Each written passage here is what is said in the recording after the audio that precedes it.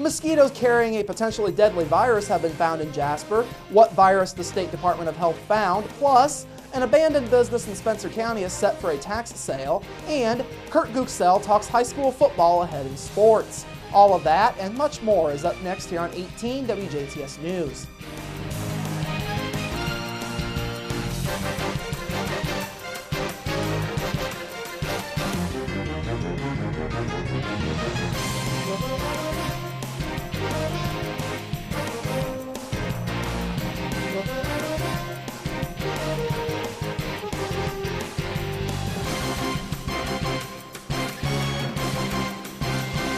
Hello, I'm Bradford Raths. In your news, a deadly virus common in mosquitoes has been found in Jasper, and the Dubois County Health Department is now reminding folks to be vigilant in protecting themselves. 2 samples of mosquitoes collected recently from the Jasper area tested positive for the West Nile virus. The Dubois County Health Department was informed of the discovery this morning by the Indiana Department of Health. The Dubois County Health Department is now advising all residents to take a few steps to protect themselves.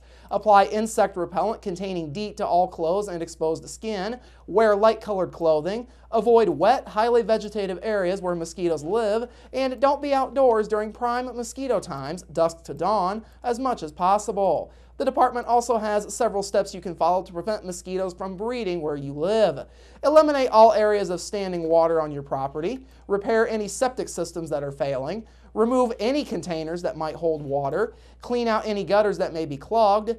Keep your grass cut short and shrubbery trimmed, as mosquitoes can breed in either area. And keep your swimming pools cleaned and chlorinated. Another basic rule of thumb to follow: if water is left standing for more than 4 days, mosquitoes can reproduce.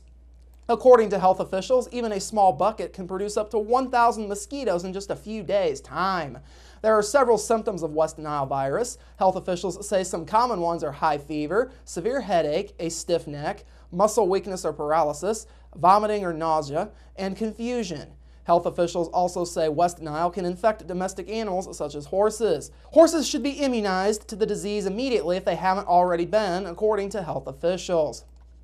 August unemployment numbers are now out, and Dubois County once again has the lowest unemployment rate in the state of Indiana. Statewide, data released this morning by the Indiana Department of Workforce Development shows that Indiana's unemployment rate dropped 0.3% from July to 8.1% for the month of August. That marks the largest one-month decline in unemployment rate in the state since January of 2011. In spite of that positive news, state officials say that Indiana's private sector lost 2,900 jobs in August, as losses in the trade, transportation, and utilities sector, which accounted for 4,900 lost jobs, as well as in the construction sector, which lost 1,900 jobs in August, offset gains made in manufacturing and private education and health services, with each category gaining 3,000 jobs, and financial activities, which gained 900 jobs. Business services also suffered, losing 1,800 jobs in the month of August, and the leisure and hospitality sector also suffered a decline, losing 300 jobs. Total non-farm employment did increase in August, though, showing a gain of 6,500 jobs. Indiana Department of Workforce Development spokesman Scott Sanders says though the decrease in unemployment is encouraging, too many Hoosiers remain unemployed. He says it is critical that the state starts getting people on the path to reemployment as soon as possible. As mentioned earlier, Dubois County once again had the lowest unemployment rate in the state at 5.1% in the month of August, a decrease of 0.6% from July. All of Dubois' neighboring counties also saw significant decreases in their unemployment rates for the month of August. These are Davies County, which is at 5.5% for August, down 0.8% from July, which is the 3rd lowest in the state. Martin County, 5.9%, down 0.5% from July, the 6th lowest unemployment rate in the state. Orange County at 8.1%, down 0.8% from July. Crawford County, 8.5%, also down 0.8% from July.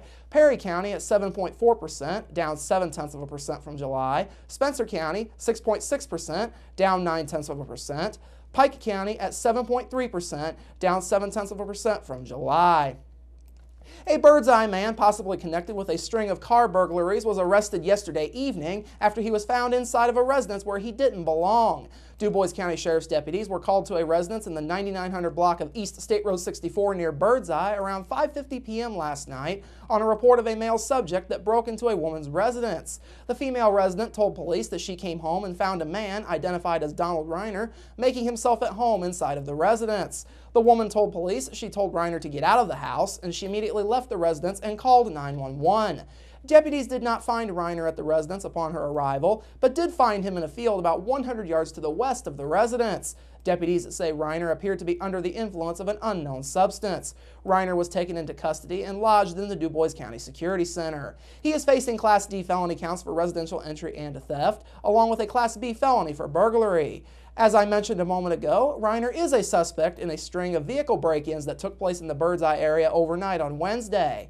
Anyone with information on the vehicle break-ins is asked to call the DuBois County Sheriff's Department at 482-3522. All callers may remain anonymous. The Spencer County Commissioners are continuing their efforts to resolve problems surrounding an abandoned local business. The 231 Love Boutique, located just outside of Dale, has been declared condemned and is slated for a tax sale in October.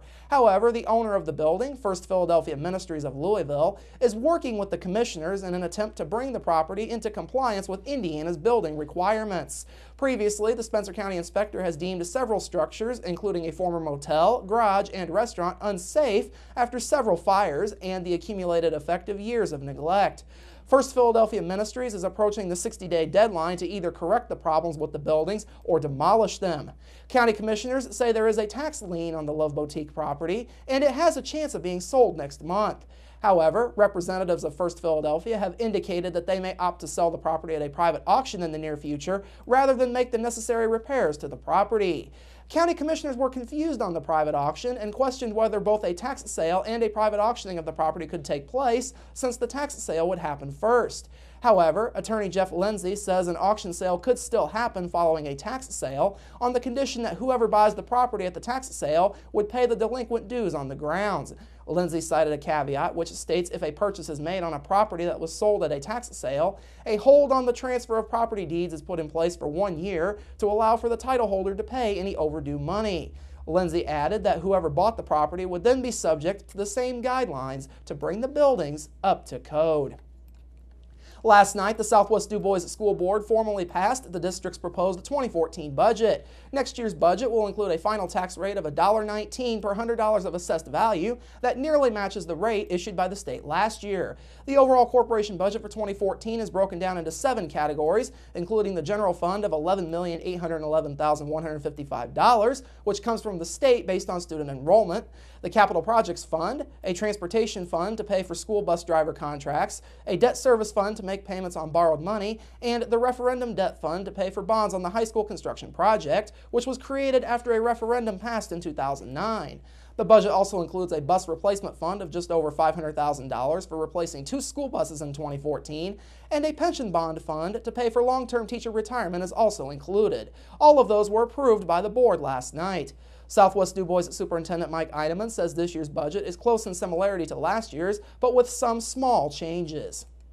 Our budget is pretty much the same as a year ago. You always advertise a little higher than what you're going to get because DLGF is going to cut it on you. So we moved some funds just really in the bus replacement because we needed maybe a little bit more there because of some buses that are maybe failing on us and getting a little bit older and maybe going out before we realize it. As mentioned earlier, the board last night also passed the corporation's capital projects plan for the upcoming year. Eineman says the corporation plans to use dollars from the capital projects fund to improve the learning and athletic environments within the corporation. We're going to get some estimates. We still have some outside facilities, especially in the athletic area, that we need to look at, and we're in the process this fall of getting some quotes for our track, and then also our tennis courts. So there's going to be some things out there, but right now that's what I'm thinking of the worst things that need to be done. Eventually, we're going to have a new press box out there on the football field. It's getting old and needs repairs, so we're going to look at that down the road here as well. Southwest DuBois Schools becomes the second of the county's 4 corporations to adopt upcoming budgets this week. On Monday, the Greater Jasper School Board approved their 2014 budget. Northeast and Southeast DuBois Schools are expected to pass their budgets for next year in October. The Southwest budget will now be passed on to the Indiana Department of Local Government Finance for final approval. Finally, last night, the Southwest DuBois School Corporation recognized the district's Students of the Month for September at the meeting. This month's honorees include Sam Sermersheim, a 5th grade student at Holland Elementary School, Huntingburg Elementary 5th grader Kennedy Nolly, and Haley Libehusen, a senior at Southbridge High School. Southbridge Middle School's 6th grader Audra Hoaksong was also bestowed as a Student of the Month for September. However, she will be recognized at the October meeting. Finally this evening, upperclassmen at Perry Central High School recently had a class lecture that was more dollars and cents than most. Yesterday morning, Perry Central juniors and seniors were treated to a financial literacy presentation from Indiana Secretary of State Connie Lawson.